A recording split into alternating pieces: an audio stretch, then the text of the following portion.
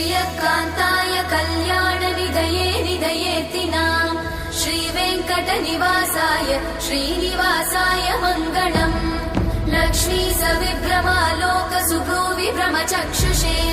चक्षुषे सर्वलोकानां वेङ्कटेशाय मङ्गलम् श्रीवेङ्कटाद्रिशृङ्गाग्रमङ्गलाभरणाङ्गये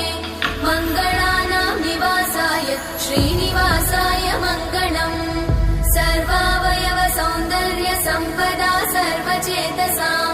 सदा सम्मोहनायास्तु वेङ्कटेशाय मङ्गलम् नित्याय निरवध्याय सत्यानन्दचिदात्मने सर्वान्तरात्मने श्रीमद् वेङ्कटेशाय मङ्गलम् स्वतः सर्वविदे सर्वशक्तये सर्वशेषिने सुलभाय सुशीलाय वेङ्कटेशाय मङ्गलम्।